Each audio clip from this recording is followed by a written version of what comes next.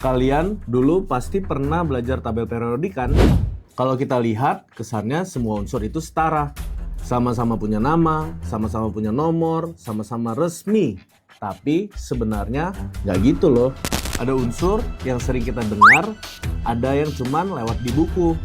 Dan ada juga yang kayaknya cuma numpang lewat di dunia ini. Bukan karena ilmunya belum maju, dan bukan karena unsur itu nggak nyata. Tapi karena sebagian unsur punya sifat yang terlalu aneh, terlalu langka, dan terlalu beresiko buat benar-benar dekat sama manusia. Jadi, ada berapa macam ya unsur-unsur di dunia ini? Langsung aja yuk kita bahas. Bareng saya Habibi, and welcome to Law Discovery.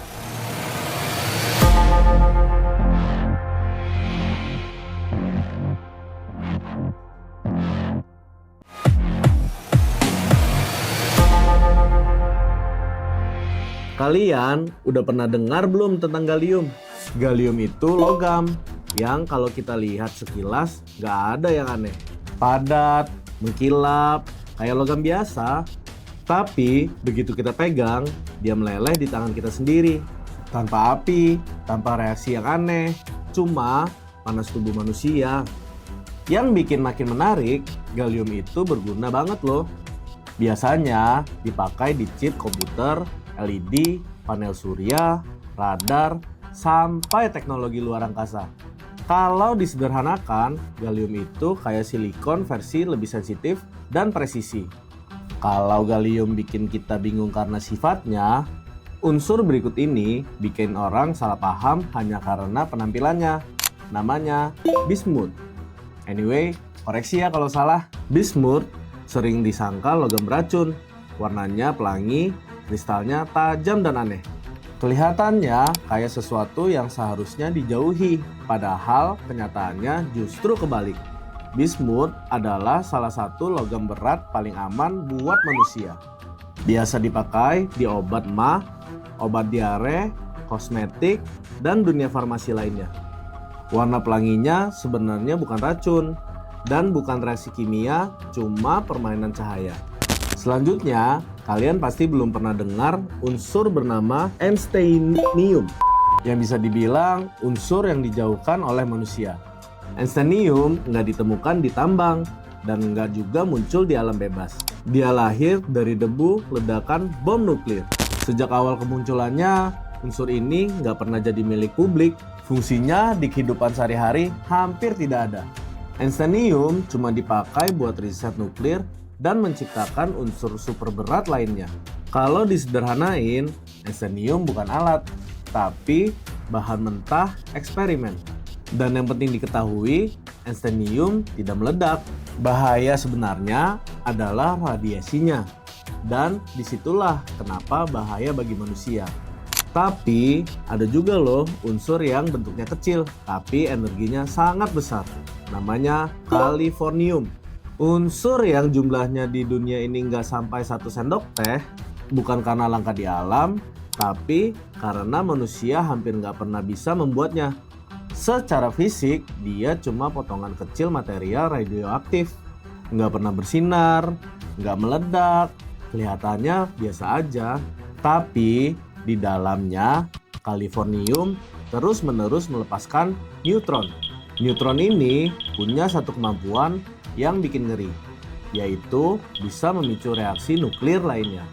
Karena itu, californium dipakai untuk menyalakan reaktor nuklir, mendeteksi emas dan minyak di dalam tanah, memulai reaksi di senjata nuklir, dan terapi medis tertentu.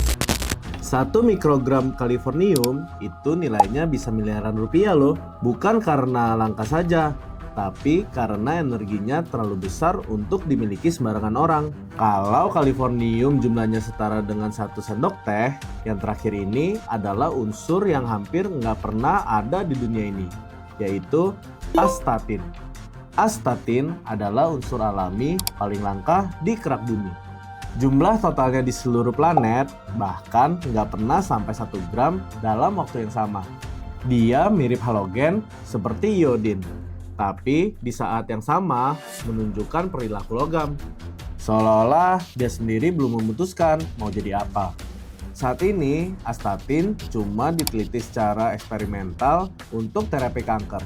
Bukan karena dia kuat, tapi justru karena peluruhannya yang sangat cepat. Bisa dimanfaatkan secara sangat terkendali di tingkat sel. Umurnya hanya 8-10 jam loh, lalu perlahan menghilang. Kalau ada unsur yang energinya terlalu besar, terlalu berbahaya, dan cuma bisa dipakai di ruang-ruang tertutup, pertanyaannya jadi begini. Kenapa manusia tetap menciptakan dan mempelajarinya? Padahal jelas-jelas tidak pernah ditunjukkan untuk kehidupan sehari-hari. Yuk, penasaran kan? Langsung aja kita tanya AI. Karena rasa ingin tahu manusia tidak selalu berhenti di kata aman. Ada pengetahuan yang dikejar bukan untuk dipakai, tapi untuk dipahami. Unsur-unsur seperti ini dipelajari karena membuka pemahaman lebih dalam tentang energi, materi, dan batas kendali manusia. Masalahnya, pengetahuan ini terlalu kuat untuk dilepas ke ruang publik. Bukan karena ilmunya jahat, tapi karena dampaknya bisa jauh melampaui niat awal manusia. Oh, jadi mungkin unsur-unsur ini bukan diciptakan untuk hidup bersama manusia. Unsur-unsur ini sebenarnya enggak kemana-mana. Mereka ada, tetap tercatat, dan tetap nyata. Ada yang terlalu aneh buat logika kita, ada yang terlalu langka buat dimiliki, dan ada juga yang sengaja dijauhkan karena dampaknya yang terlalu besar. Untuk kalian tahu nih, nggak semua hal di alam semesta ini dibuat supaya mudah dipahami manusia. Bersama saya Habibie, and this is Love Story. Sampai ketemu di pembahasan berikutnya ya. See you!